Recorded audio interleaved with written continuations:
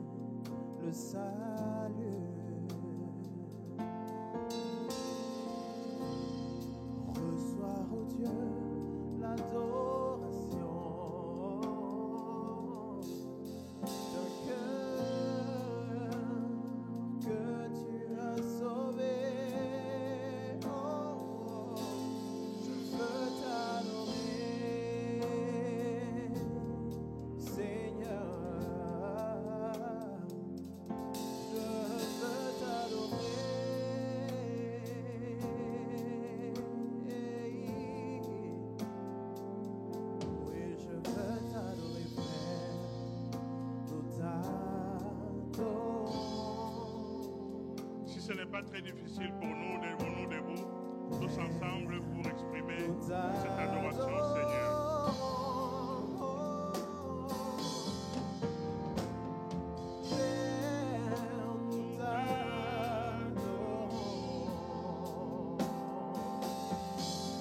Oh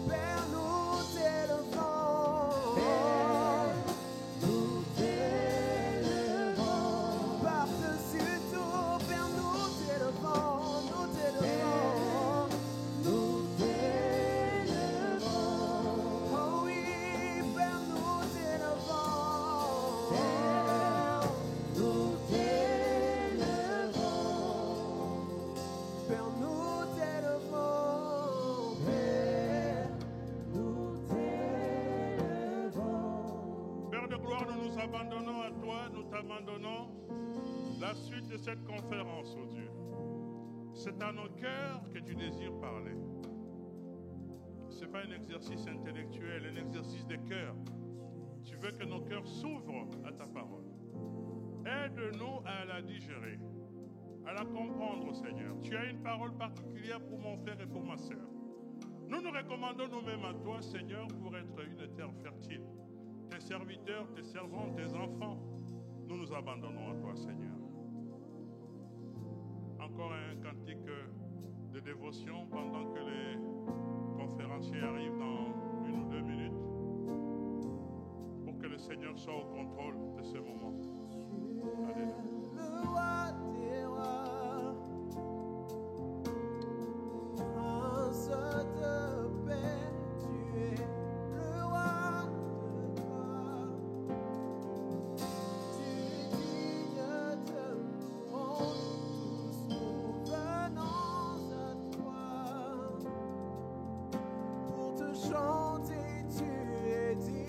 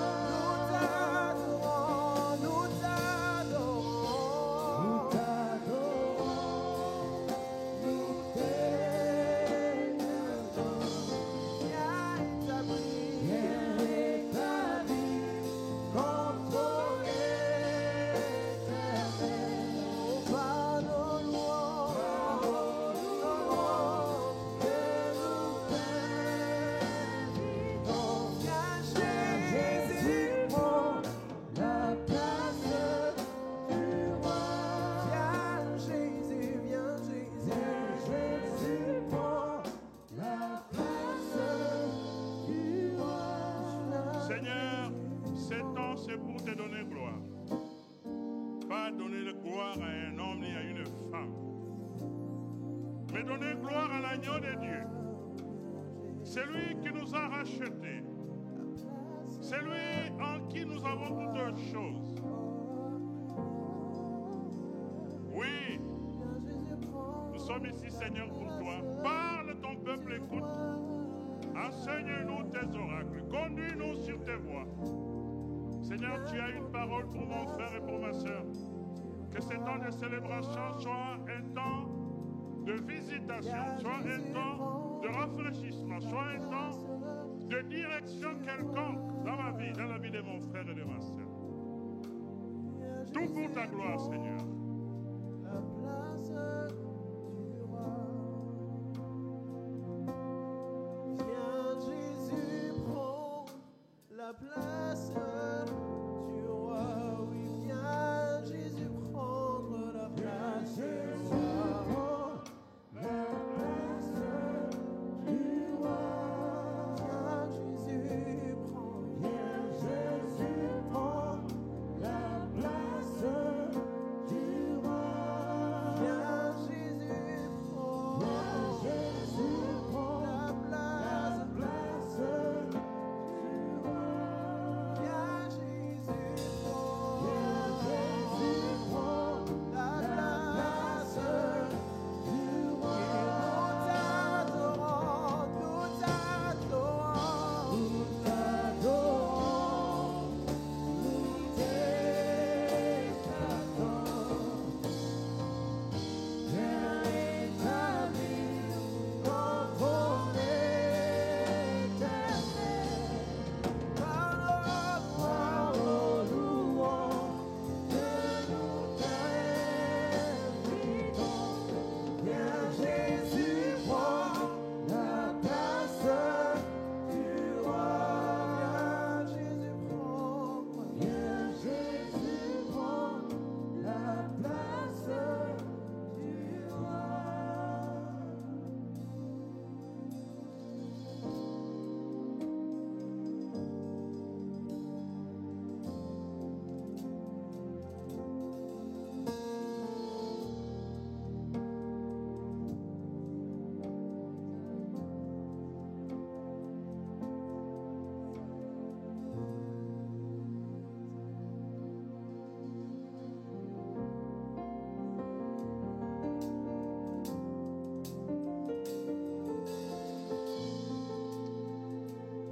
La gloire est à toi, Seigneur Jésus.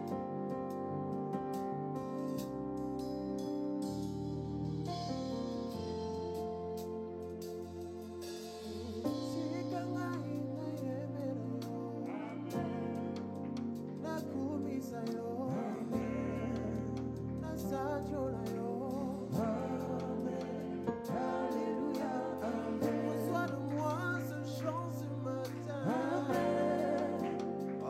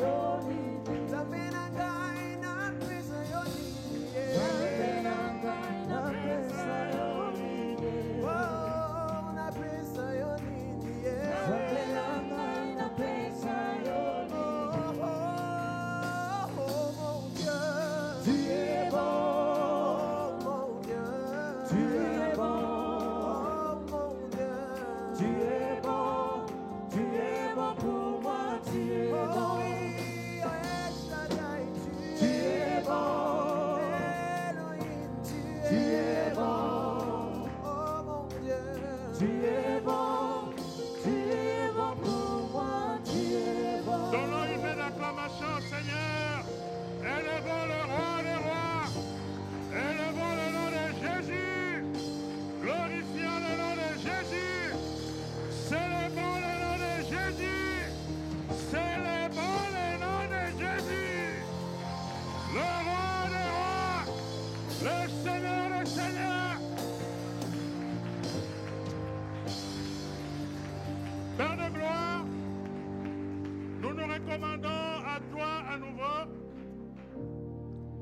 cette session que tu as préparée pour moi, pour mon frère et pour ma soeur.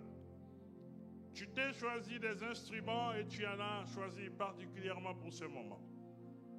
Suspendu à tes lèvres, Seigneur, nous voulons que tu parles, oui, que tu parles à nos cœurs. Ouvre-les, Seigneur.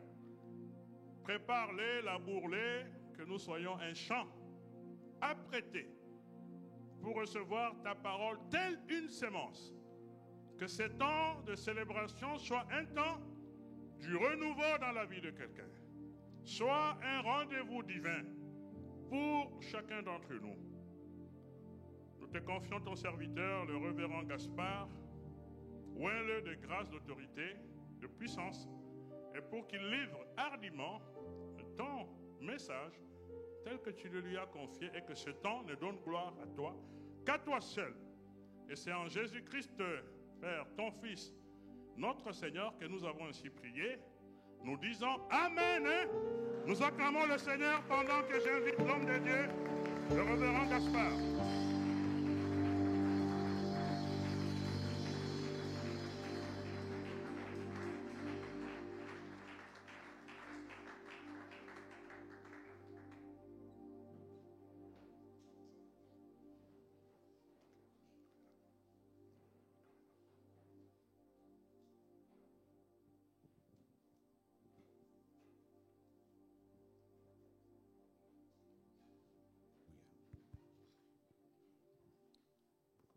Inclinons-nous pour la prière.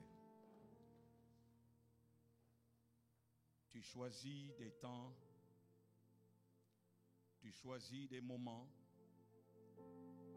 Tu es le Dieu des périodes et des saisons. Tu as tout programmé. Tu créas le premier jour, le deuxième jour, jusqu'au 6e jour. Tu as séparé la nuit du jour. Tu es le Dieu du temps. Et tu es le Dieu qui change les temps et les circonstances.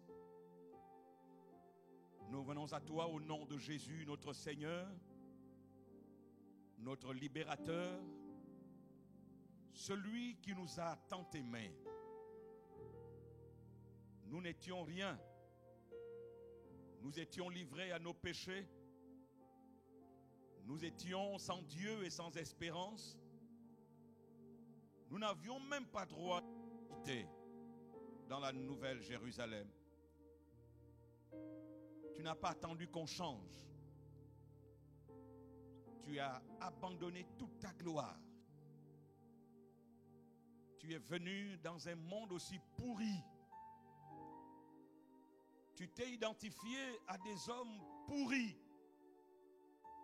Tu as pris notre condition. Et tu es allé jusqu'à la croix. Tu as payé le prix qu'il fallait pour que nous soyons sauvés. Par ton sang qui a coulé, tu nous as justifiés, sanctifiés, réconciliés avec le Père. Comment te dire merci? Seigneur Jésus. Seigneur Jésus, tu es tout pour nous. Et nous voulons te servir totalement. Parce que c'est de toi, par toi et pour toi que sont toutes choses. Saint-Esprit, Esprit du Dieu vivant, Jésus a dit, je vous enverrai le consolateur, il vous éclairera, il vous conduira. Conduis-nous, Saint-Esprit. Tu as dit, il ne parlera pas de lui-même. Et vous le communiquera. Il me glorifiera. Tu as fixé le mandat, le champ d'action du Saint-Esprit pour te glorifier. Et nous voulons te glorifier, Seigneur. Saint-Esprit, envoyé pour glorifier Jésus, nous aussi nous sommes là pour une seule raison, que le nom de Jésus soit glorifié dans nos vies, dans l'Église et dans la nation. Sois béni, Jésus, en ton nom. Nous avons prié. Amen. Je voudrais, avant de parler, dire merci à la visionnaire, à la servante du Seigneur. C'est un honneur et une joie pour nous d'être ici. Je veux que la délégation qui revient du Gabon se lève, s'il vous plaît. Voilà, il y en a ici et là-bas.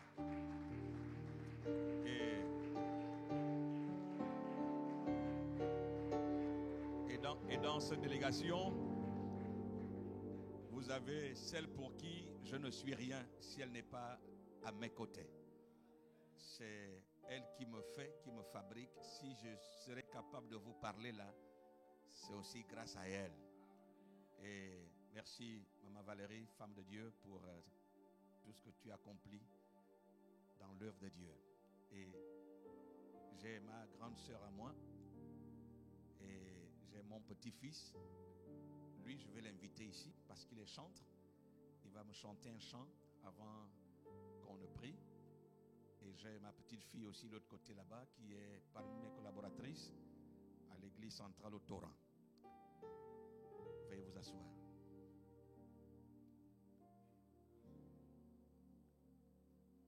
Chante-moi un chant.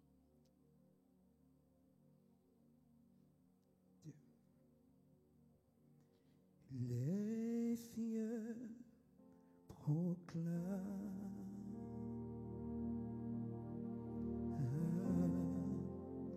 la gloire du ressuscité.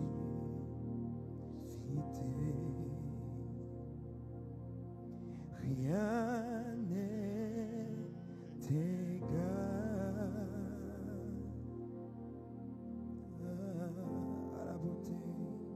à la beauté du Seigneur. Les cieux proclament. Les cieux proclament, les cieux proclament la gloire du ressuscité. Oh, rien n'est égal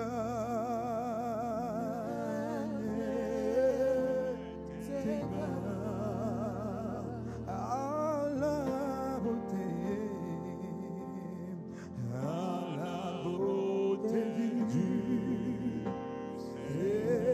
Je veux chanter, je veux chanter.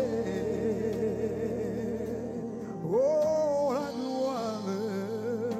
la gloire du ressuscité. Oh, l'agneau immolé, l'agneau immolé,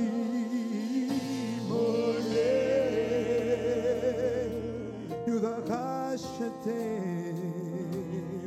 Nous a racheté pour alors à jamais il sera, oui à jamais il sera l'agneau sur le trône, l'agneau sur le trône.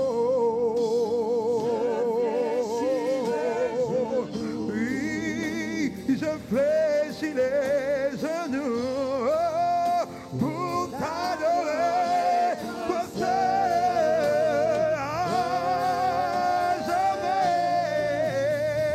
à jamais il sera, à jamais il sera l'agneau,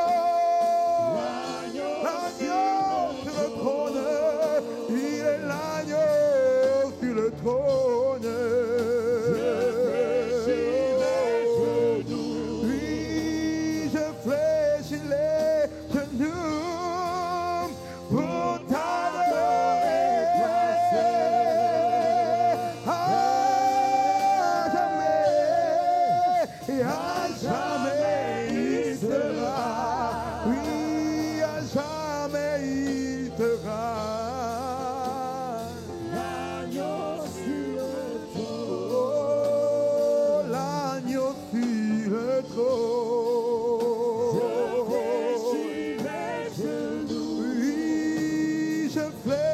les genoux.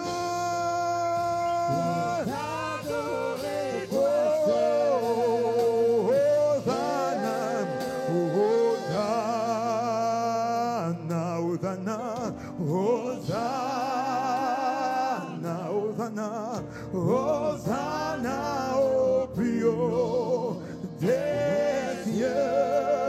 Chantons Hosanna, Hosanna, Hosanna, Hosanna,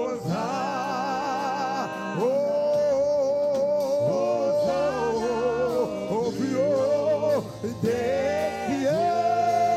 Nous élevons ton nom, nous élevons ton nom, d'un cœur reconnaissant, d'un cœur reconnaissant.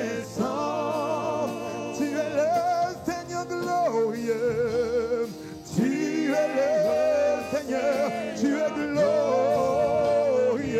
Hosanna, Hosanna au plus haut des cieux. Nous élevons ton nom, nous élevons ton nom, d'un cœur reconnaissant, d'un cœur reconnaissant.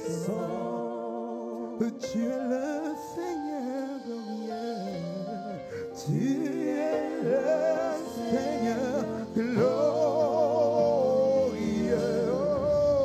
Hosanna au plus haut des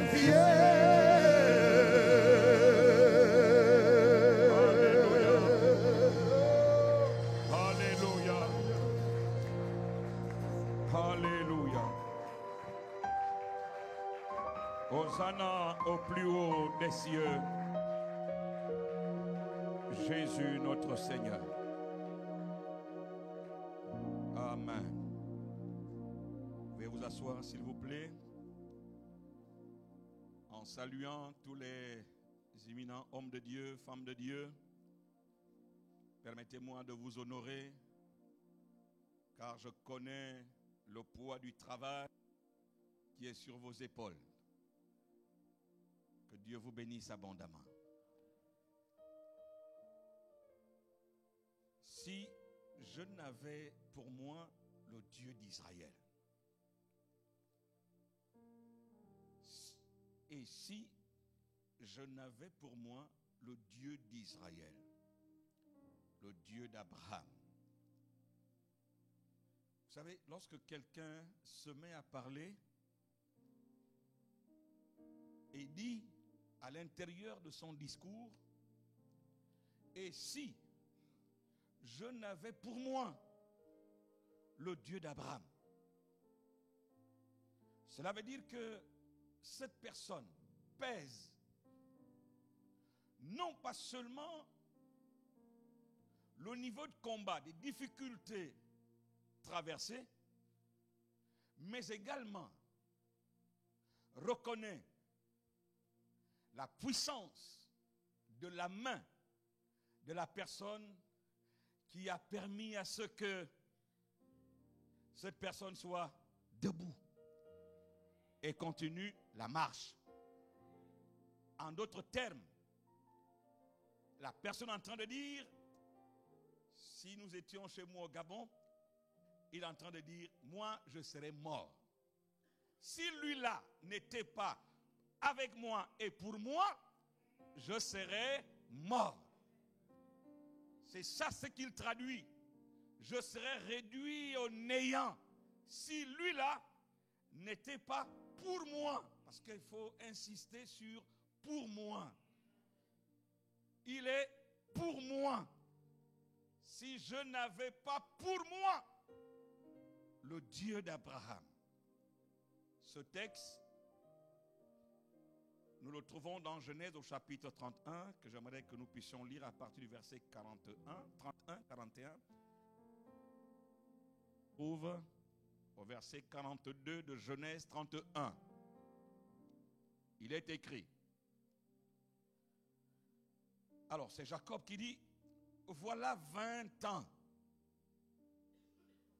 que j'ai travaillé dans ta maison. Je t'ai servi 14 ans pour tes 2 filles et 6 ans pour ton troupeau. Donc 14 plus 6, la Bible sait faire l'addition, ça fait 20 ans. Et tu as changé 10 fois mon salaire. 10 fois. Verset 42. Si je n'eusse pas eu pour moi, l'autre version dit, si je n'avais pas eu pour moi le Dieu de mon père, le Dieu d'Abraham, celui que craint Isaac, tu m'aurais maintenant renvoyé à vide. C'est cela. Dieu a vu ma souffrance. Alléluia. Dieu a vu le travail de mes mains. Et hier, il a prononcé son jugement. Je voudrais que nous retenions 3 phrases. Tu as changé 10 fois mon salaire. Est-ce qu'on peut répéter ça ensemble? Tu as changé 10 fois mon salaire. Encore une fois. Tu as changé. Combien de fois? 10 fois mon salaire. Deuxième expression. Avoir Dieu pour soi. Est-ce qu'on peut le dire? Avoir Dieu pour soi. Parce qu'il a dit, si je n'avais pas eu pour moi le Dieu d'Abraham. Et troisième expression, Dieu a vu ma souffrance et le travail de mes mains. Là aussi, j'aimerais vous inviter à être avec moi. Et nous répétons ensemble, Dieu a vu ma souffrance et le travail de mes mains. J'ai l'impression que vous n'aimez pas cette parole-là. Est-ce qu'il y a une parole aussi merveilleuse comme celle-là et qui doit nous exciter lorsqu'on doit la prononcer, la libérer? Est-ce qu'on peut reprendre, s'il vous plaît? 1, 2, 3. Dieu a vu ma souffrance et le travail de mes mains. Alléluia. Nous aurons le temps de partager chaque phrase. Et ce matin ou ce milieu de journée,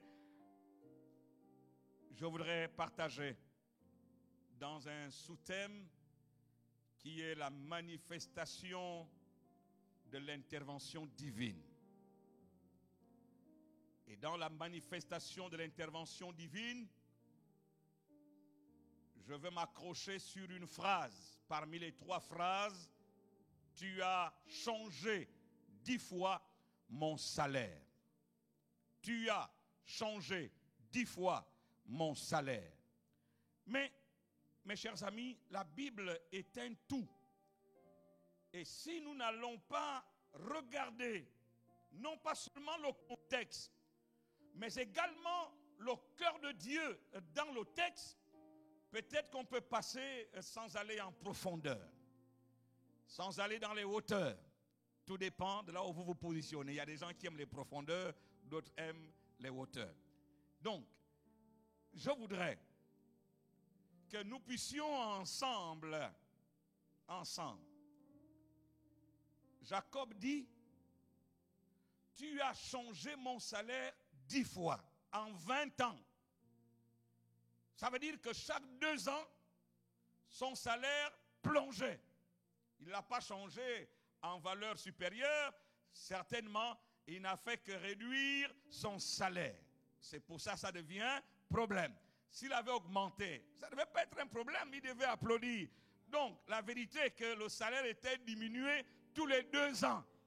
Et il en parle en disant, tu as changé mon salaire 10 fois.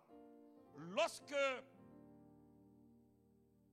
son salaire était changé par son soi-disant beau-père, mes chers amis, est-ce que le beau-père savait exactement ce qu'il était en train de se faire? Il ne savait pas qu'au chapitre 28 de Genèse, Lisons ensemble à partir du verset 13. Jacob, avant d'arriver chez Laban, Laban n'est pas au courant de ce qui s'est produit entre Jacob et celui qui gouverne dans le ciel. Suivez-moi. Il n'est pas au courant. Mais je voudrais, si je pouvais l'inviter et le faire asseoir en disant à Laban, viens t'asseoir, Laban, je vais t'informer.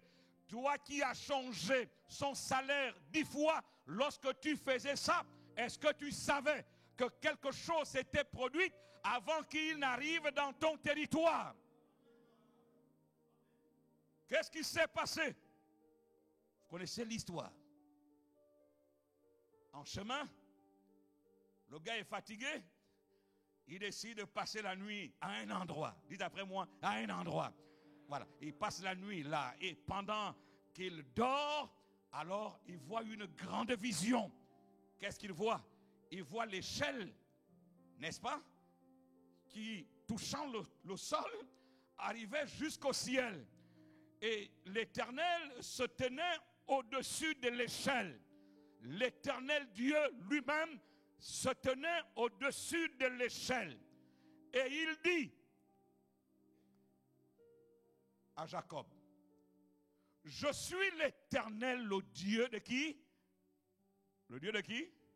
Le Dieu d'Abraham, ton père, et le Dieu d'Isaac. La terre sur laquelle tu es couché, je la donnerai à toi et à ta postérité. Suivez bien. Dieu, à chaque fois qu'il parlait à Abraham, il dit, je te donne, je te donne, je te donne. Mais là, à Jacob, Dieu reprend la même promesse qu'il avait donnée à Abraham et à Isaac. Mais ce qui m'interpelle, c'est que là, Dieu dit, je te la donnerai. Je te la donnerai. Pourquoi parle-t-il au futur? Lisons la parole, c'est pour ça que nous sommes là. Je la donnerai à toi et à ta postérité. Verset 14. Ta postérité sera comme la poussière de la terre. Tu t'étendras à l'Occident et à l'Orient, au septentrion et au midi. Et toutes les familles de la terre seront bénies en toi et en ta postérité. Peuple, si on était chez nous, vous répondez oh. Peuple, peuple, voilà. Ce que nous venons de lire n'est pas nouveau. C'est exactement les mêmes paroles que Dieu avait libérées à son père Abraham. Et le thème de ces manifestations, si je n'avais pour moi le Dieu d'Abraham. Lorsqu'il dit ça, il sait là où il va puiser la force de cette déclaration. Il dit, comme j'ai dit à Abraham, que toutes les familles de la terre seront bénies en toi. À toi également, je dis, toutes les familles de la terre seront bénies en toi et en ta postérité. Voici, je suis avec toi. Dieu lui dit, voici, je suis avec toi. Vous savez, c'est la parole la plus attendue de mon âme. Je ne veux pas qu'il y ait des mouvements autour de moi. J'ai besoin d'une seule chose, que lui là, il me dise que je suis avec toi. Parce que quand il est avec moi, quand il est avec moi, mes chers amis, qui peut tenir devant moi lorsqu'il est avec moi? Alléluia. Dieu lui dit, je suis avec toi. Et il ajoute, je te garderai partout où tu iras. Oh, alléluia. Acclamons le Seigneur, s'il vous plaît. Non. Vous savez, nous avons constamment besoin des paroles d'assurance. On a besoin des paroles d'assurance. Nous travaillons depuis plus de 8 ans déjà à nous occuper. Nous sommes les seuls au Gabon qui nous occupons des malades mentaux, ce que vous appelez des fous. Et nous les lavons, nous les coiffons, nous les habillons, nous prions pour eux. Il y a une œuvre extraordinaire qui se déroule. Mais j'ai constaté, en travaillant au milieu de ces personnes, que la santé mentale n'est pas que la folie. Il y a beaucoup dont leur santé mentale est déjà atteinte à cause des circonstances. Et en travaillant au milieu de ces gens, j'ai compris une seule chose. Lorsque vous libérez une bonne parole à ces personnes-là, alors ils retrouvent confiance et leur vie revient. Leur mentalité se remet à cause d'une bonne parole, une parole d'assurance. Parce qu'ils sont rejetés par leur famille, ils sont rejetés par la société. Ils mangeaient dans les poubelles, ils marchaient nus, ils avaient perdu toute dignité. Mais lorsque vous venez vers eux et vous libérez une simple parole, cette dame qui avait perdu son père, elle a fait une dépression. Elle est venue me rencontrer au bureau. Une simple parole. Moi, je pensais parler simplement. Nous nous sommes rencontrés tout dernièrement au mois d'octobre et elle a témoigné. Je pensais qu'elle allait parler de sa vie. Elle dit non, moi, j'étais dans la déprime totale dès que j'ai perdu mon père. Le premier contact que j'ai eu avec cet homme, le pasteur Gaspard, la simple parole qu'il a libérée, cette parole m'a redonné vie. Et je suis vivante. Et la folie m'a abandonné. Mes amis, lorsque Dieu vous dit, ce n'est pas moi, ce n'est pas un roi, c'est Dieu qui te dit, je suis avec toi. Mais maman, c'est Dieu qui te dit, je te garderai partout où tu iras. Mais Laban n'est pas au courant. En diminuant le salaire 10 fois, il n'est pas au courant que quelque chose s'est passé avant qu'il n'arrive dans son territoire. Et je te ramènerai dans ce pays, car je ne t'abandonnerai point.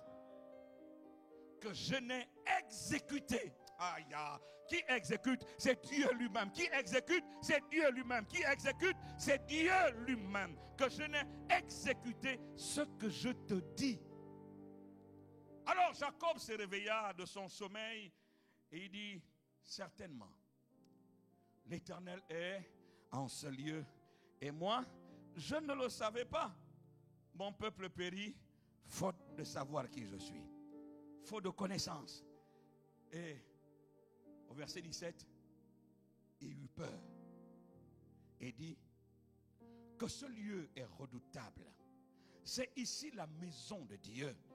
C'est ici la porte des cieux.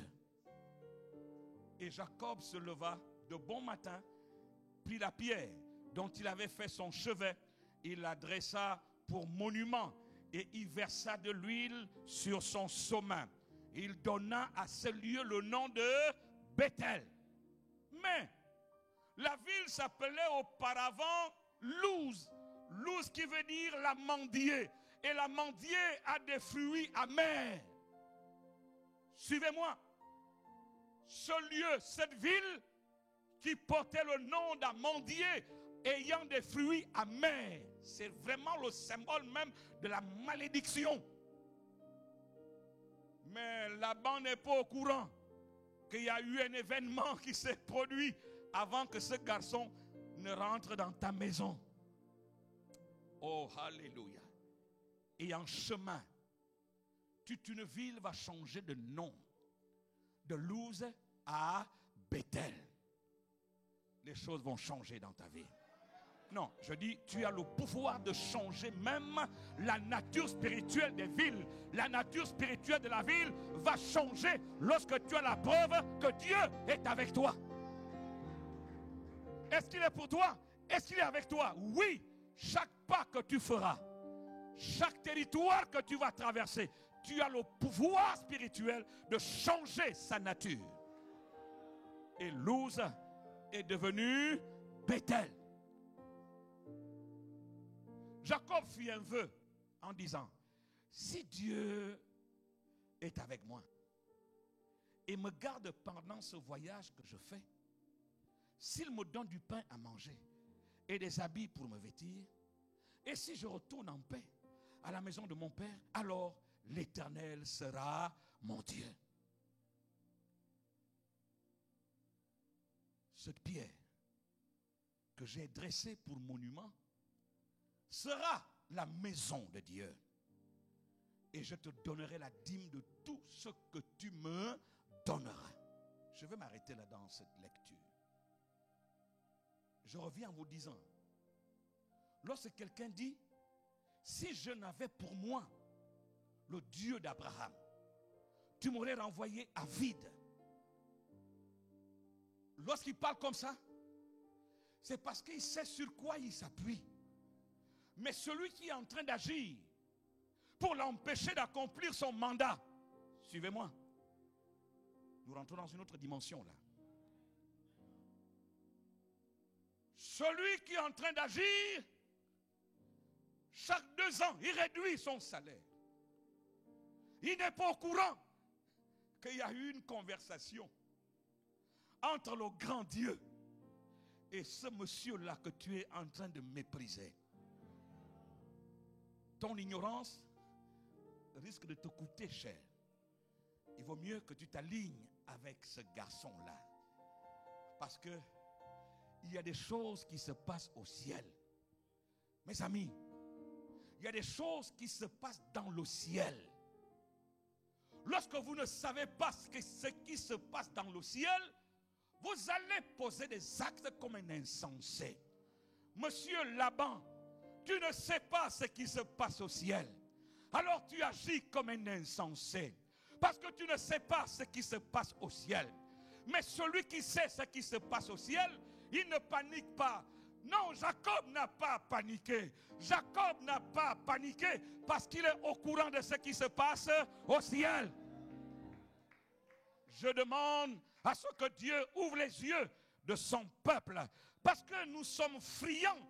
Et l'apôtre Jacques était obligé de nous dire, mais nous savons, je crois que c'est lui, si ce n'est pas lui, le docteur va me corriger, que le diable rôde ses pieds. Il rôde comme un lion rugissant, cherchant qui dévorer. Mais résiste-lui d'une foi ferme. Ce n'est pas à toi de fuir devant lui, mais c'est lui qui doit fuir. Car il fuira, il fuira. Mais pourquoi les chrétiens fuient?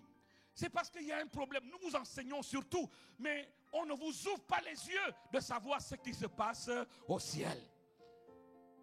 Pour mieux vous l'expliquer. Pour mieux vous l'expliquer. Vous connaissez l'histoire de Job.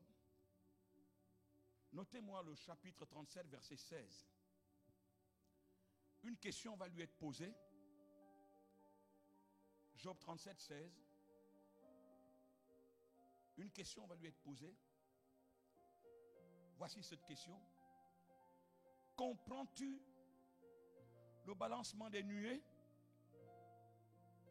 Comprends-tu, Job, les merveilles de celui dont la science est parfaite? Est-ce que tu comprends? Pourquoi cette question lui est posée? Vous connaissez l'histoire que Job, dans le chapitre 1, on le décrit comme un homme bien. Il n'est pas au courant que les fils de Dieu sont venus rencontrer leur Dieu, l'Éternel. Certainement pour une réunion, une concertation, une réunion de famille. Alors Dieu est en réunion avec ses fils. La Bible nous dit que Satan vint aussi, lui aussi, au milieu d'eux. Et Dieu n'ignore pas sa présence. Alors, Dieu dit à Satan, d'où viens-tu, Satan? Et Satan répond à l'Éternel que parcourir la terre et m'y promener. Voilà. Dieu reprend la parole. C'est-à-dire, imaginez, quelqu'un qui doit tenir une réunion de famille avec ses enfants. Voilà un intrus qui arrive. Bon, on ne peut pas commencer la réunion, il faut d'abord qu'on règle le problème de cet intrus-là. Et nous resterons à traiter les choses de la famille. On est ensemble. Alors, donc Dieu a dû suspendre la réunion Il dit aux enfants, attendez, je dois d'abord parler à celui-là. L'Éternel dit à Satan, as-tu remarqué mon serviteur Job? Il n'y a personne comme lui sur la terre. C'est un homme intègre, droit, craignant Dieu et se détournant du mal. Quand Dieu parle comme ça, qui peut contester? Dieu rend témoignage de quelqu'un. Personne ne peut contester le témoignage de Dieu. Oui, c'est bien le témoignage des hommes, mais le témoignage de Dieu est plus grand et plus fort. Waouh!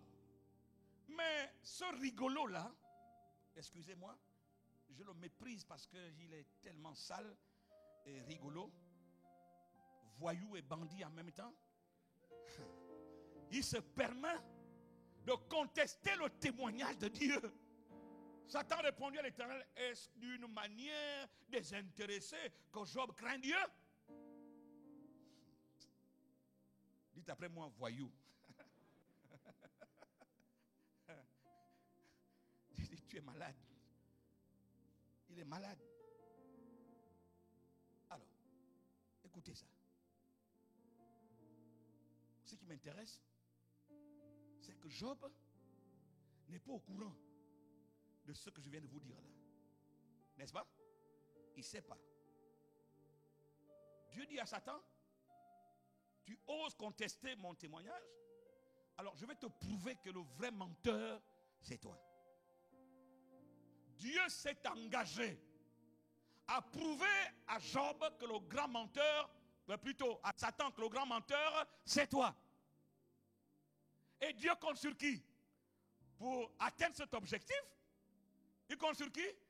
Dieu compte sur Job. Non, vous ne me suivez pas encore là. Mais est-ce que tu sais que Dieu compte sur toi pour ridiculiser Satan? Il compte sur toi. Il dit à Satan, va. Comme tu penses que c'est ce qu'il a là, c'est à cause de ça qu'il m'adore, qu'il intègre, touche à ça, tu verras que tu es un vrai menteur. Le gars, il se réveille le matin, il fait ses prières d'habitude, et comme un vent, la Bible dit, Job resta fidèle à Dieu. C'est le chapitre 1. Le chapitre 2 s'ouvre. Mais Job n'est pas au courant que dans le ciel, il y a un défi qui est lancé. Deuxième réunion.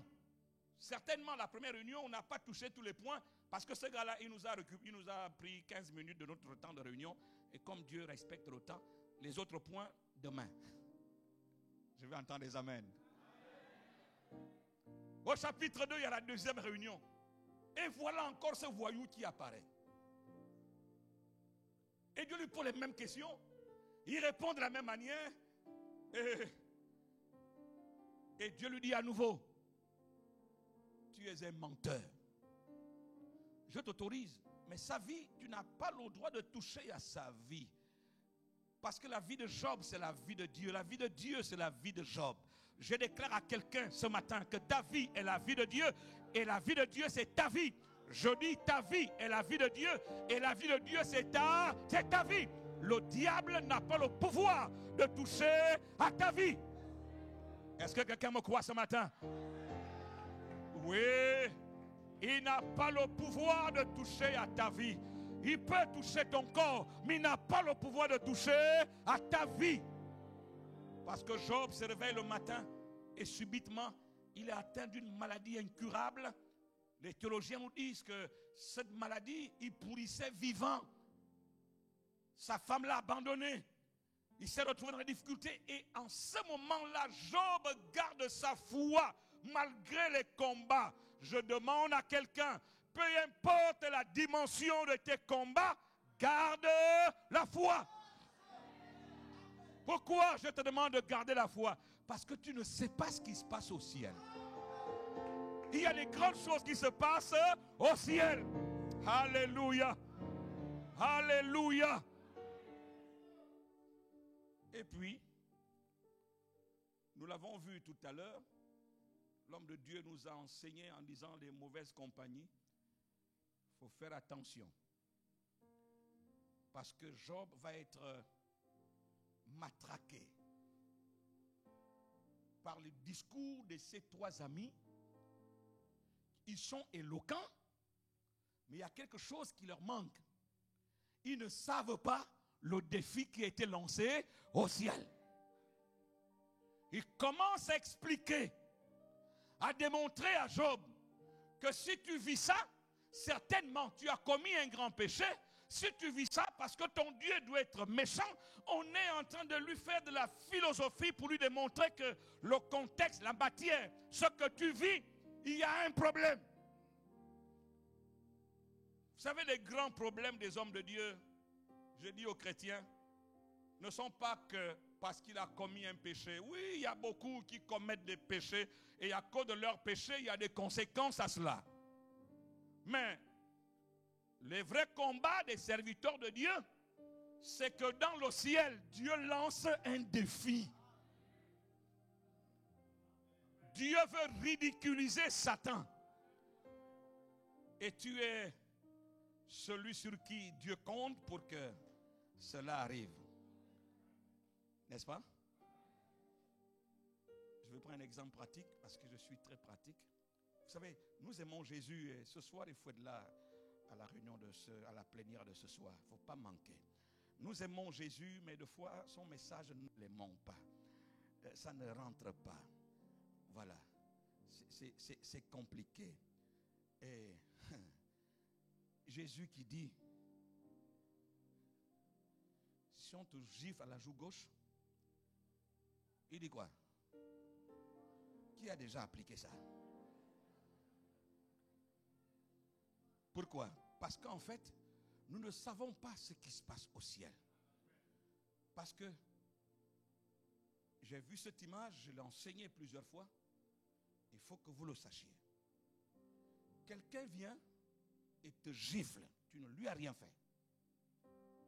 Dès qu'il t'a giflé, le ciel, à la seconde, oublie la personne qui t'a giflé et se concentre sur toi. Et c'est là où Dieu lance le défi. Dieu dit à Satan, on a giflé mon fils, mais il n'agira pas comme toi. Il ne réagira pas comme toi parce qu'il est mon fils. Et Satan dit, ah, il a mal, il va rendre. Dieu dit, non, il ne va pas rendre. Satan dit, il va rendre. Dieu dit, il ne va pas rendre. Et le combat spirituel est engagé entre Dieu et Satan. Satan dit, il va rendre. Et Dieu dit, il ne va pas rendre. Et les deux sont là. Le monde invisible est mobilisé pour savoir qui aura raison. Qui va prendre le dessus. Est-ce que vous me suivez là? Imaginez que pendant que Dieu et Satan sont mis face à face, c'est moi qui suis au milieu. Satan compte sur moi, Dieu aussi compte sur moi. Donc c'est moi la source de la victoire.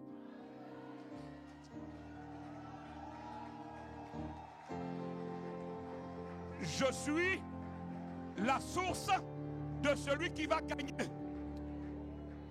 Qui va gagner? Posez-moi la question, qui va gagner? Posons la question, qui va gagner? Non, posez la question, qui va gagner? Vous voyez Dieu et vous voyez Satan face à face. On pose la question, les deux là, qui va gagner? On est ensemble? On pose la question, qui va gagner? Et c'est qui la source qui donne la victoire à l'un ou à l'autre? C'est moi. Vous comprenez? Waouh! Imaginez un seul instant. Pendant que Dieu compte sur moi pour montrer la deuxième joue, moi je dis, tu sais de quel bois je me chauffe? Est-ce que tu me connais? Moi là. Et puis, ta!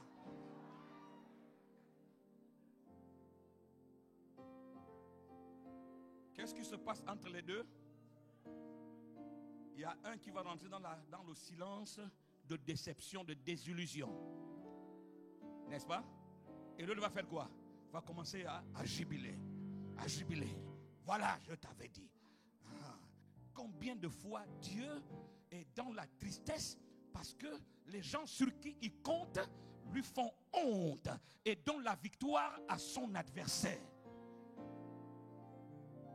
Alors les amis de Job viennent l'agresser. L'agresser. Parce qu'ils ne savent pas ce qui se passe au ciel. Mais Job a résisté, a résisté, a résisté. À un moment donné, il récupère les paroles de ces charnels, de ces philosophes, j'ai envie de dire, je n'ai pas envie de dire ces théologiens, parce qu'ils ont utilisé tout ce qui est comme science biblique pour démontrer à Job que tu as un problème. Soit c'est ton Dieu qui a un problème, soit c'est toi. Parce que ce n'est pas normal, rien ne peut se passer comme ça, sans qu'il y ait un problème. Ceux qui parlent comme ça, ce sont des ignorants des choses qui se passent au ciel. Quand tu ne comprends pas, tais-toi. Je dis, tais-toi. Des fois, vous parlez trop vite. Taisez-vous. Oh, tel homme de Dieu a tel problème. Taisez-vous d'abord avant de faire vos commentaires dans les réseaux sociaux. Parce que vous ne savez pas ce qui se passe au ciel. À un moment donné, il récupère tous ces discours. Il colle à sa situation. Il s'est dit, ça peut être vrai cette affaire-là. Le doute, hein, n'est-ce pas? Le doute, ça peut être vrai cette affaire-là. Alors Dieu, pour empêcher à Job de donner la victoire à Satan et installer la tristesse au paradis au ciel, parce qu'un Dieu qui échoue n'est plus Dieu. Vous comprenez? L'enjeu est de taille. L'enjeu, ce n'est pas l'amusement. À des moments, quand je parle aux chrétiens, je ne les comprends pas. Vous pensez que votre situation là, que vous justifiez avec des mots, et vous avez raison, ça a la même valeur que ton éternité.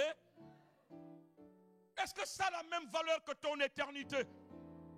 Oh, qu'est-ce que tu m'as fait de mauvais? Moi, j'accepte de te pardonner. Pourquoi je te pardonne? Parce que ce que tu m'as fait n'a pas la même valeur que mon éternité. Parce que dans l'éternité, il y a un défi qui est lancé. Moi, je ne veux pas mettre la tristesse dans le cœur de mon Dieu. Je veux mettre la joie dans son cœur. Alors, je te pardonne. Mais tu ne le mérites pas, mais moi, je sais qu'il y a un défi dans le ciel. Ah, est-ce qu'on est encore ensemble? On est ensemble? Quand Job récupère les paroles, il colle à sa situation, il commence à vouloir raisonner. Alors Dieu dit stop. Et Dieu l'appelle. Job, viens un peu vers moi là. Allez, assois-toi. Je vais te poser des questions. Et toi, tu vas m'instruire. Je deviens ton élève. Dieu veut devenir l'élève de Job. Je te pose des questions. Et toi, explique-moi. Comme tu crois savoir, comme tu penses être au courant, tu es ignorant de ce qui se passe au ciel et tu veux céder aux faux discours. Assois-toi, explique-moi si tu as de l'intelligence et de la sagesse. Et Dieu va lui poser plusieurs questions. Mais les questions posées à Job, je suis allé prendre cette question-là. Parce que nous sommes à la 10e année de ce ministère. Connais-tu le balancement des nuées? On va prier tout à l'heure. Le balancement des nuées. Est-ce que tu comprends la science? Les merveilles de celui dont la science est parfaite. Si tu comprends ça, tu ne peux pas douter de ton appel. Tu ne peux pas douter de sa présence. Tu ne peux pas douter de ce qu'il fera 10 ans après. Tu ne peux pas douter. Si tu connais le balancement des nuées, Parce que Dieu va faire balancer les nuées. Je le déclare en faveur de ce ministère au nom de Jésus-Christ de Nazareth. Les merveilles de celui dont la science est parfaite, il est à l'œuvre. Et alors, Job comprendra que je ne peux pas prendre la situation, la coller aux paroles que j'entends, car celui qui est là-haut, sa science est parfaite. Ne doutez jamais de Dieu. La manifestation de son intervention est liée au fait que les défis sont lancés au ciel, qu'on soit au courant ou pas, mais les défis sont lancés au ciel. C'est pour ça, Jésus ne nous a pas menés dans d'autres combats. Vous imaginez, il comprenait tout, heureusement. On vient lui dire, Moïse a dit, toi tu dis quoi? S'il confirme ce que Moïse a dit, il sert à quoi? Tu es venu faire quoi alors? Retourne. On n'a pas besoin de toi. Puisque tu confirmes Moïse. S'il dit, je m'oppose à Moïse, alors là, il devient un opposant à Dieu parce que Moïse est l'envoyé de Dieu. Si tu t'opposes à Dieu, comment tu peux dire que tu es l'envoyé de Dieu? Vous me suivez là? Là, le dilemme est fort. L'équation a deux inconnus. Si je dis, Moïse, faites comme Moïse, lapidez cette femme, je ne sers à rien. Ma mission n'a pas sa raison d'être. Je suis en trop, ça ne vaut pas la peine. Et si je dis, non, ne lapidez pas, je m'oppose à Moïse. Et si je m'oppose à Moïse, qui est l'envoyé de Dieu, je m'oppose à Dieu. Je suis donc pas un envoyé de Dieu, mais un envoyé de quelqu'un d'autre. Parce que si tu n'es pas l'envoyé de Dieu, tu es l'envoyé de quelqu'un d'autre. Il n'y a que deux envoyés. On est ensemble? Et il y en a combien? Soit c'est Dieu qui t'a envoyé ici, soit tu es l'envoyé de Satan qui vient aussi à nos réunions. Hein? S'il a pu assister à la réunion de Dieu au ciel, comment il ne va pas assister à notre réunion?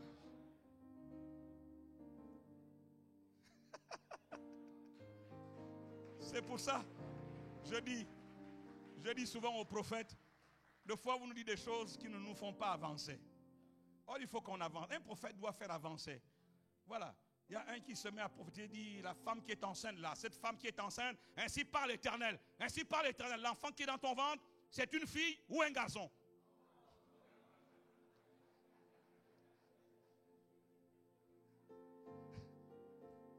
Peuple, est-ce qu'il nous fait avancer? Puisqu'on sait très bien que l'enfant qui est dans le ventre, si ce n'est pas une fille,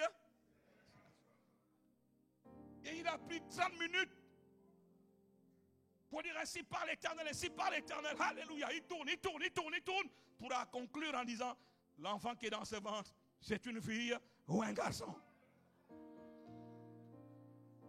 Faites-nous avancer, les prophètes. Ne nous dites pas des choses qui ne nous font pas avancer. N'est-ce pas? Comme a dit mon pasteur tout à l'heure, si tel est sorcier. Mais on sait qu'il y a des sorciers. Est-ce que c'est une information qui nous fait avancer? Non, on le sait. S'il n'y a pas de sorciers, c'est qu'il n'y a pas Jésus. S'il y a Jésus, c'est qu'il y a les sorciers. En quoi ça nous fait avancer? Hein? Dites-nous des choses qui nous font avancer. N'est-ce pas? Quand Dieu est content, Satan est fâché. C'est clair. Je n'ai pas besoin de vous dire Satan est fâché. Mais pourquoi je vous dirais que tel est fâché? Mais non! Ça ne nous fait pas avancer. Moi, ce que je veux savoir, qu'est-ce qui se passe au ciel? Quel est le défi que Dieu a lancé? Je dois donner la joie à mon Seigneur. Vous comprenez? Et quand on donne la joie à notre Seigneur, là, imaginez Jacob qui dit à son type que, bon, comme tu as diminué mon salaire 10 fois, moi je ne veux plus que ça diminue encore. Gardons comme ça. Moi je ne bouge pas, je préfère rester ici. Imaginez. Imaginez la déception. Je vous demande d'être ici ce soir. Parce que ce qui se passe au ciel est fondamental. Amen. Je vais donc conclure avant qu'on ne prie pour vous donner 3 images, 3 textes. Alors nous allons prier. Premier texte, c'est Ésaïe 19, verset 1. Ésaïe 19, verset 1. Je crois que les hommes de Dieu sont en train de comprendre que la manifestation de l'intervention divine n'a vraiment rien à voir avec ce que nous voulons. C'est d'abord, elle est liée au défi de Dieu dans le ciel. C'est par rapport à ces défis que Dieu se manifeste. Oh ma chère fille, je ne le dis pas pour m'adresser à ton onction. J'aurais utilisé un autre titre. Mais je le dis en tant que père. Dans le ciel, il y a un grand défi que Dieu a lancé. D'où la source de cette inspiration. Si je n'avais pour Dieu, pour moi, le Dieu d'Abraham. Parce que le Dieu d'Abraham est celui qui lance les défis. Il n'est pas que dans le présent. Lorsqu'il montre cette échelle et Dieu lui-même est au sommet de l'échelle, il voyait l'humanité, il voyait le salut de l'humanité. Et ce monsieur devait être un instrument pour le salut de l'humanité. Car de lui est né Judas, et de Judas est né celui qui devait être le fils de Judas pour l'éternité. Vous connaissez son nom, n'est-ce pas? Comment il s'appelle? Comment il s'appelle? Comment il s'appelle? Jésus. Dieu est en train de préparer le salut de l'humanité. Et ce monsieur-là, Dieu compte sur lui. Dieu compte sur lui. Dieu compte sur lui. Dieu compte sur lui.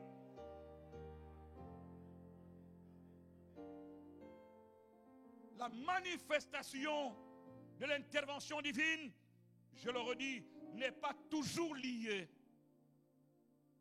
à ce que nous voulons faire pour Dieu, ce que nous voulons faire pour lui, ce que nous voulons faire pour lui. C'est principalement lié au défi que lui-même s'est lancé.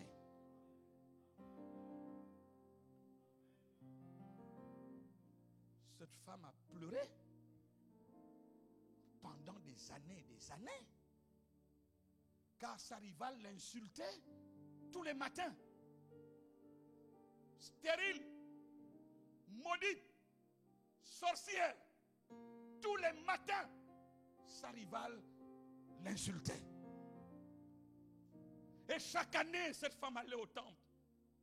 Allez prier, allez dire, Seigneur, allège ma souffrance, allège ma souffrance, allège, est-ce que tu vois? Seigneur, est-ce que tu vois? Oh Dieu, est-ce que tu vois?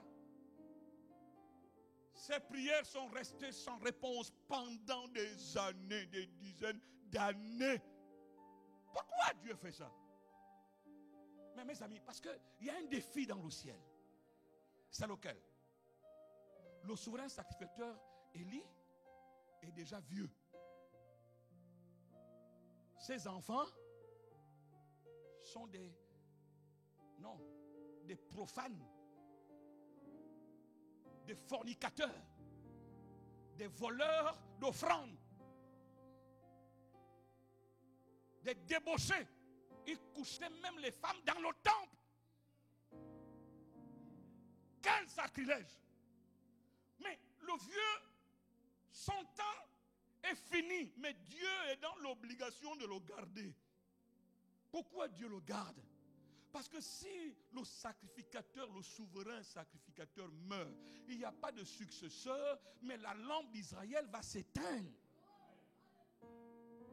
Il y a quelqu'un qui est en train de dire, l'accusateur de nos frères, en train de dire, Dieu, la lampe va s'éteindre. Il a réussi à entraîner les enfants du souverain sacrificateur dans la débauche, dans le péché, pour que la lampe s'éteigne.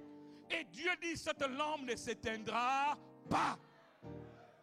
S'il faut qu'il reste vivant pendant 300, 400 ans, c'est moi le maître de la vie et de la mort. Hein? On est ensemble, n'est-ce pas?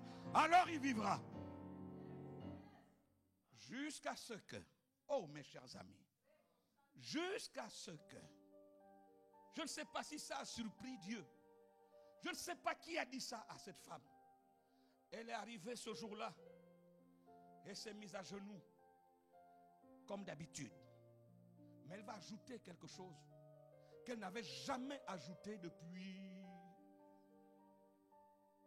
Elle dira, Dieu, si tu me donnes un garçon, je te le donne. Je ne sais pas combien de fois elle a répété ça. Mais si c'est moi Dieu, j'ai dit, attends, tu dis quoi? Répète un peu. Tu peux répéter. Elle a dit quoi? Si tu me donnes un enfant, je te le donne. Répétons. Si tu me donnes un enfant, je te le donne. Répétons. Si tu me donnes un enfant, je te le donne. N'est-ce pas?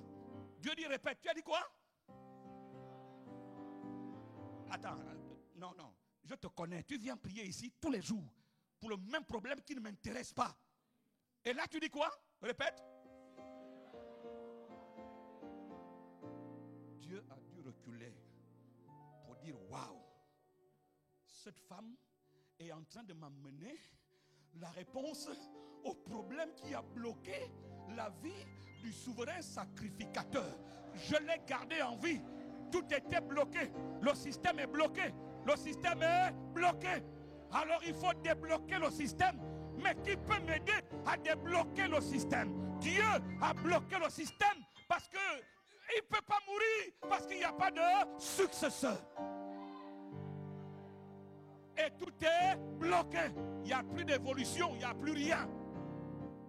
Et cette femme vient dire quelque chose qui touche le vrai problème qu'a Dieu. Comment ne pas intervenir? Hein? Comment ne pas intervenir? En ce moment-là, Dieu est émerveillé par cette prière parce que ça répond à un défi qui est lancé au ciel. Alors Dieu est heureux et dit, non pas seulement Samuel. Hein? Dieu aurait pu se limiter à Samuel. Non, il ne peut pas se limiter à Samuel. Pourquoi il ne peut pas se limiter à Samuel? C'est parce que si toi tu règles mon problème, moi je règle le tien.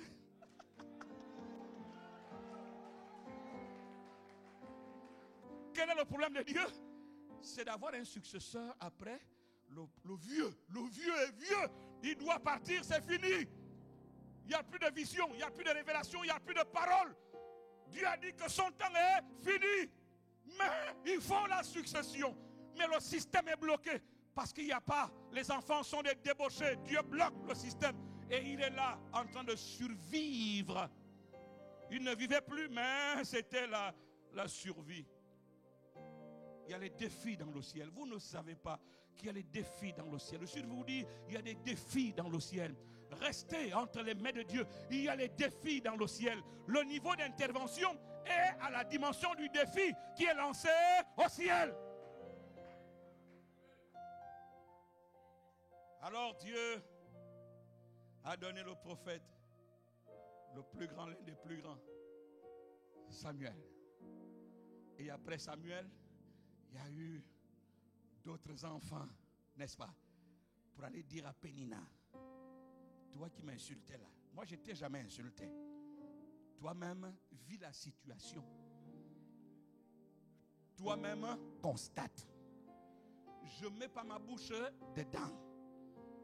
Avec tes yeux, tu ne peux pas ne pas vivre l'évidence. Je dis à quelqu'un, les gens verront l'évidence. Ils vivront l'évidence. Je dis, ils vivront l'évidence.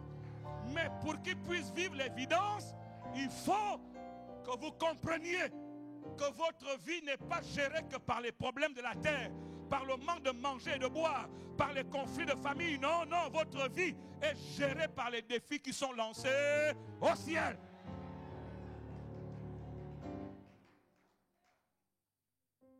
Ésaïe 19, verset 1 dit, oracle sur l'Égypte. Voici, l'Éternel est monté sur une nuée rapide. Dites après moi, une nuée rapide. Église Jésus-Christ, source d'eau vive. L'Éternel est monté sur une nuée rapide. Il vient en Égypte et les idoles de l'Égypte tremblent devant lui. Oh, alléluia. Le cœur des Égyptiens tombe en défaillance. Je n'ai pas envie de vous demander, au point de ne pas pousser des gens à penser. Gardez-moi le texte sur le tableau, s'il vous plaît. Que les gens ne me prêtent pas les intentions, mais vous pouvez enlever l'Égypte et mettre ce que vous voulez. Oracle sur ce que vous voulez. Voici l'Éternel est monté sur une nuée rapide. Il vient là où vous voulez. Dans ta famille, dans ton pays, dans ton dit, mets tout ce que tu veux. Et les idoles tu as cité, tremblent. Les idoles tremblent devant lui. Et le cœur d'air, citez vous-même, tombe en défaillance. Il perd confiance parce que l'Éternel est monté sur une nuée rapide. Première image. Deuxième image. Jérémie 4, 13. J'ai pris le prophète Ésaïe. Je prends le prophète Jérémie. Il faut les compléter pour avoir la quintessence de ce qui se passe au ciel. Lui dit, voici, le destructeur s'avance comme les nuées. Il s'avance comment? Ésaïe a vu quoi? Dieu est monté sur une nuée rapide. Jérémie, lui, qu'est-ce qu'il voit? Il voit le destructeur qui s'avance comme... Il y a un lien, n'est-ce pas là? Ses chars sont comme un tourbillon. Ses chevaux sont plus légers que les aigles. Malheur à nous, car nous sommes détruits. Voilà ce que voit le prophète Jérémie. Pour que ça soit complet, je prends le prophète Daniel pour terminer. Troisième image. Première image, oracle sur l'Égypte. Dieu est monté sur une nuée rapide. Jérémie voit le destructeur qui vient comme les nuées. Ceci peut nous mettre en difficulté. Mais écoutez la troisième image. Daniel. Je regardais pendant mes visions nocturnes. Daniel 7, versets 13 et 14. Je regardais pendant mes visions nocturnes. Et voici, sur quoi? Sur les nuées. Sur quoi? Sur les nuées. Troisième image. Voici sur les nuées. Sur les nuées des cieux arriva quelqu'un de semblable à qui? Un fils de l'homme. Oh, vous pensez à qui? Suivez-moi. Il s'avança. Qui s'avance? Qui s'avance? Je reviens. Revenez en arrière. Qui s'avance? Ceux qui vont le texte, revenez en arrière. Je regardais pendant mes visions nocturnes. Voici, sur les nuées des cieux arriva quelqu'un de semblable à un fils de l'homme. Il s'avança vers l'ancien des jours. Qui s'avance vers l'ancien des jours? C'est quelqu'un qui est semblable au fils de l'homme, n'est-ce pas? Il va vers l'ancien des jours. D'après vous, l'ancien des jours, c'est qui? C'est Dieu le Père. On est ensemble. Il s'avance vers l'ancien des jours et on le fit approcher de lui. La suite dit, on lui donna, aidez-moi à prononcer ce mot, on lui donna et on lui donna la gloire, et on lui donna le règne. Et tous les peuples, les nations et les hommes de toute langue le servirent. Mais ce qui est fondamental, on nous dit que sa domination est une domination comment? Éternelle, qui ne passera point, et son règne ne sera jamais détruit. Oh, acclamez le Seigneur, acclamez le Seigneur, acclamez le Seigneur.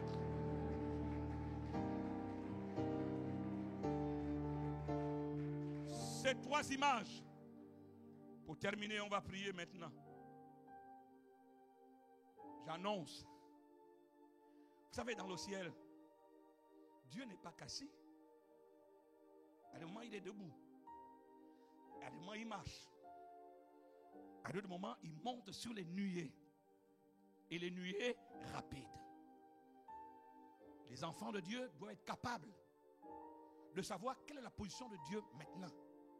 Est-il assis, debout, marche, ou bien il est monté sur une nuée rapide? Parce que c'est en fonction de ça que les défis sont lancés. Et sa manifestation est liée à ces défis. Nous sommes ensemble? Mais il ne faut pas ignorer que de la même manière, Dieu s'est levé et s'est mis sur une nuée rapide. Le destructeur, lui aussi, il s'avance comme une nuée. D'accord. Mais la finalité, c'est ce qu'a vu le prophète Daniel. Qu'est-ce qu'il voit? Il dit, reprenez-moi le texte s'il vous plaît. Reprenez-moi le texte. Projetez-moi à nouveau le texte s'il vous plaît, les techniciens. Voilà. Je regardais pendant mes visions nocturnes et voici, sur les nuées. Répétez après moi, sur les nuées. Sur les nuées des cieux arriva quelqu'un de semblable à un fils de l'homme. C'est qui dans le Nouveau Testament on appelle le fils de l'homme? Et dites-le plus fort, qui est le fils de l'homme? Vous savez, quand on cite le nom de Satan et le nom de Jésus, dans ma bouche là, il y a un qui doit prendre plus d'intensité que l'autre. C'est lequel? Voilà. Parce que moi je ne comprends pas les chrétiens. Quand ils prient, on dit Satan. Là, la voix monte, Satan, Satan, Satan, Satan. Mais quand on dit Jésus, c'est Jésus, Jésus. Là, il y a un problème. On est ensemble? Non, c'est le nom de Jésus qui m'excite. C'est le nom de Jésus qui me met en émoi. C'est le nom de Jésus qui me fait sauter. C'est le nom de Jésus, pas le nom de Satan. Alléluia. Alléluia. Il s'avance vers l'ancien des jours, le Dieu tout-puissant, créateur du ciel et de la terre.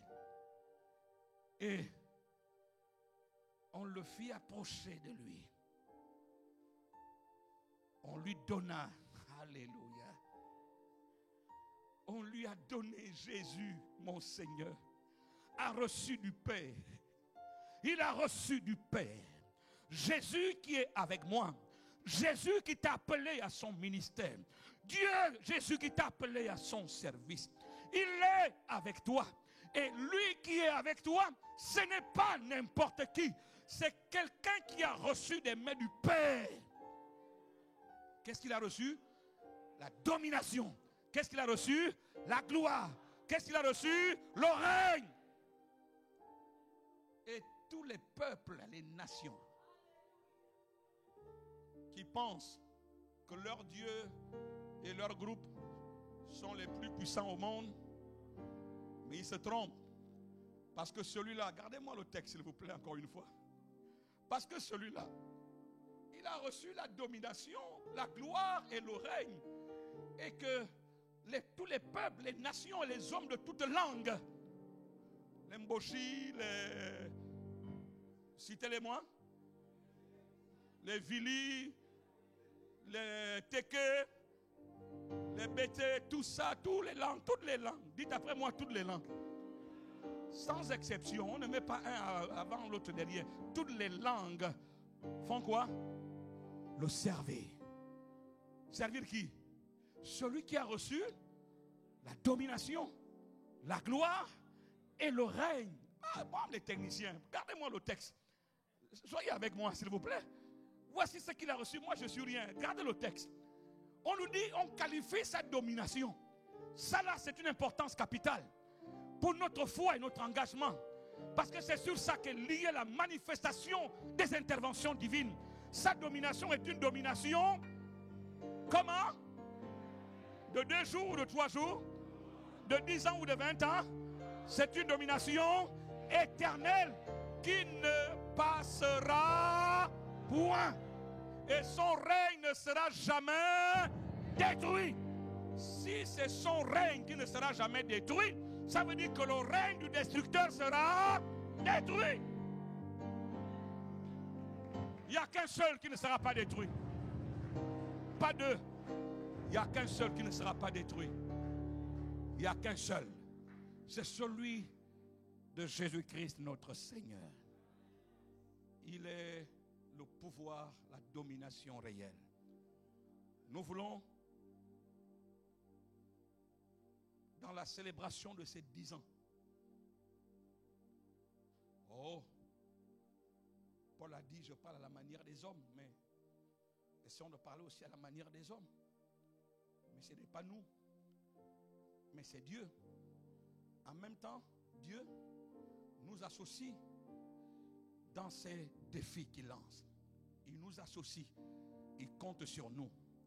Je peux t'en dire, à raison, qu'à la célébration de ces 10 ans, nous ouvrons la porte. 10 ans, c'est passé. La gloire des 10 ans, c'est passé. Il y a une autre gloire. Il y a un autre défi qui est lancé au ciel. Nous disons à Dieu, le défi de maintenant, nous sommes prêts. Tu peux compter sur nous.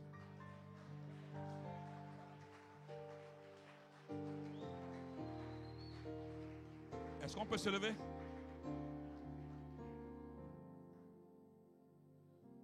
Donnez-moi un chant. Les chants, je vous aime trop. Donne-moi un chant que tout le monde connaît, que tu peux bien chanter.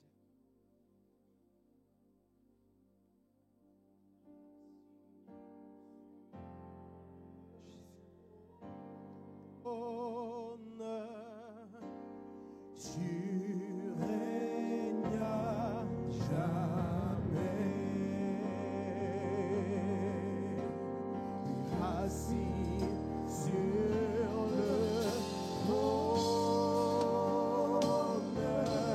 Tu règnes jamais, assis sur le trône.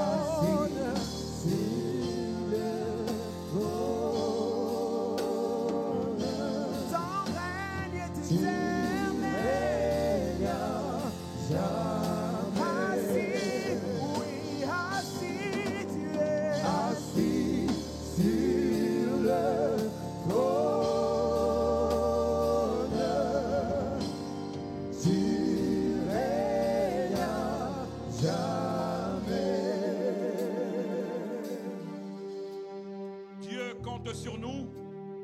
Nous sommes la source de sa victoire. Nous sommes la source de sa victoire. Nous sommes la source de sa victoire. Nous allons prier. Chacun va élever sa voix pour dire: Dieu, le défi lancé dans le ciel, je suis prêt. Tu peux compter sur moi. Est-ce que tu peux le dire à Dieu maintenant? Si je ne t'arrête pas, ne t'arrête pas. Élève la voix. Prions tous ensemble. Prions.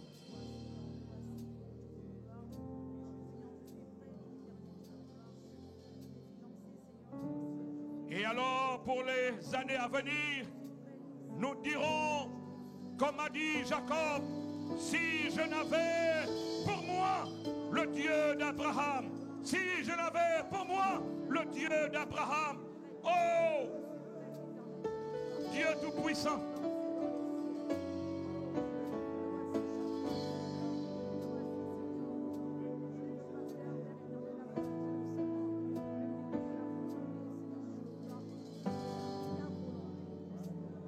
Nous sommes prêts pour nous embarquer à nouveau dans le nouveau défi que tu lances et que tu as lancé au nom de Jésus notre Seigneur. Amen. Déclarons que les idoles tremblent. Face à ces défis, les idoles tremblent. Prions et déclarons que les idoles tremblent. Car Dieu est monté sur une nuée rapide. Prions. Déclarons-le, déclarons-le, déclarons-le. Déclarons-le en ce lieu. Déclarons-le en ce lieu. Les idoles tremblent. Les idoles tremblent. Au nom de Jésus-Christ de Nazareth. Le défi lancé. Les idoles tremblent. Les idoles de mon pays tremblent devant celui qui est monté sur les nuées rapides.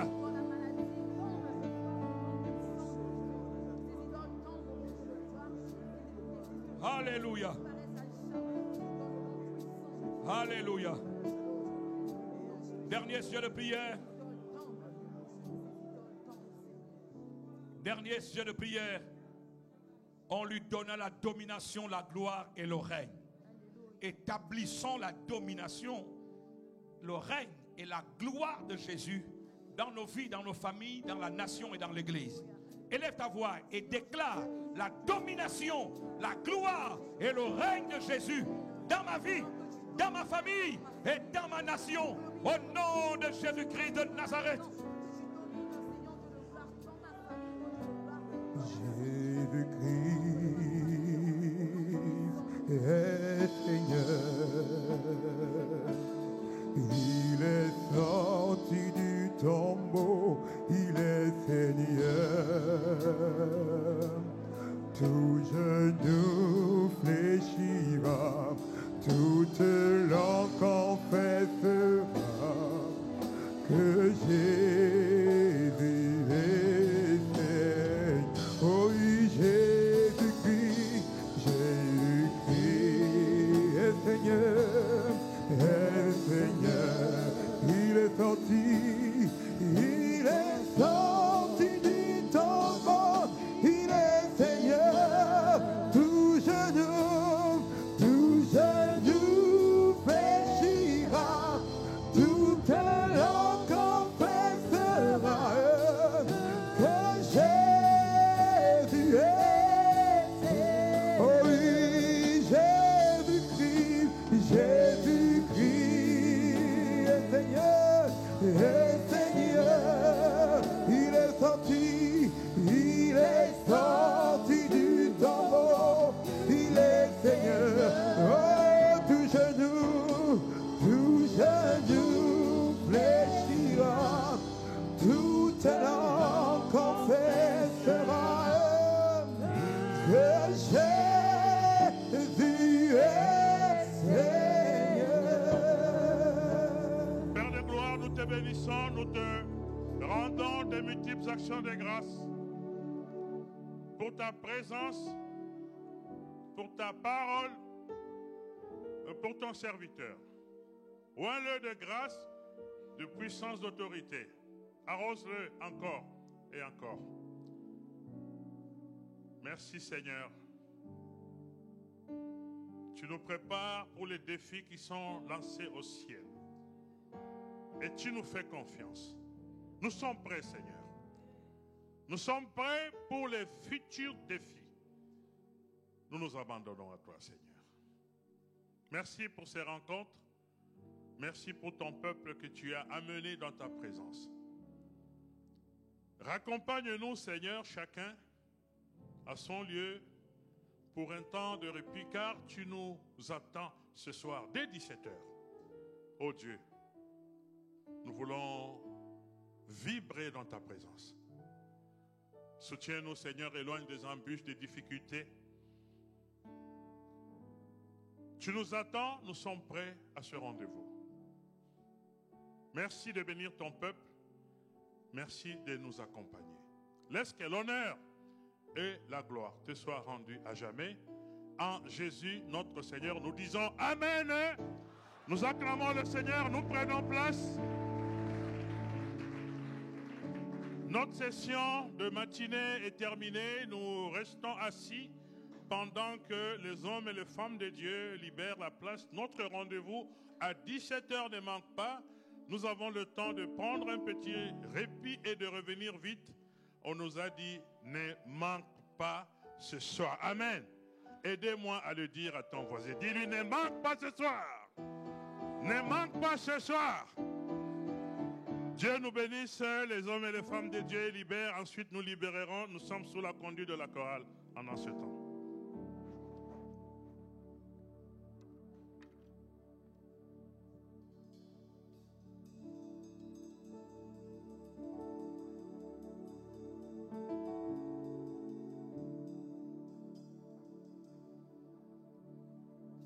Merci, merci Jésus. Merci, merci Jésus. Merci, merci Jésus de tout cœur.